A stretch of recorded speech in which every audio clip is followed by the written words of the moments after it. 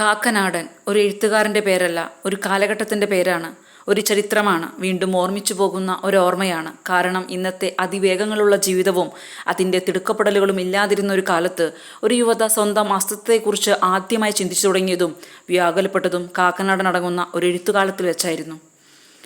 ആധുനികതയുടെ അപ്പോസ്തലൻ എന്നറിയപ്പെടുന്ന ജോർജ് വർഗീസ് കാക്കനാടൻ 1935 ഏപ്രിൽ 23 തിരുവല്ലയിലാണ് ജനിച്ചത്. 1955 രസതന്ത്ര ബിരുദം പൂർത്തിയാക്കിയതിനു ശേഷം 57 ദക്ഷിണ റെയിൽവേയിൽ ഉദ്യോഗസ്ഥനായി. 1961 ഡൽഹിയിൽ ജോലി കിട്ടി. 1961 മാതൃഭൂമിയിൽ കാലപ്പഴക്കം എന്ന കഥ അച്ചടിച്ചു വന്നത്. 1968 കേരളത്തിലേക്ക് മടങ്ങി. ഒറോദ, ഉഷ്ണമേഖല, സാക്ഷി, അശ്വത്ഥാമാവിൻ്റെ ചിരി, മഴനിഴൽ പ്രദേശം, വസൂരി, ഏഴാമുദ്ര, പറങ്കിമല എന്നിങ്ങനെ ഒട്ടനവധി കൃതികൾ.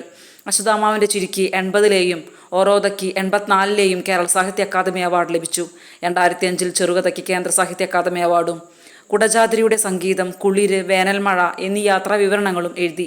പറങ്കിമല എന്ന നോവൽ ഭരതൻ സിനിമയുമാക്കി. 2011 ഒക്ടോബർ 19 76 വയസ്സിലാണ് കാക്കനാടൻ അന്തരിക്കുന്നത്. ഓരോ കാലഘട്ടത്തിൻ്റെയും വികാരങ്ങളെയും വിചാരങ്ങളെയും പ്രതിഫലിപ്പിക്കാൻ അതതു കാലങ്ങളിൽ പിറവിയെടുക്കുന്ന അവതാരങ്ങളാണ് ഓരോ എഴുത്തുകാരനും.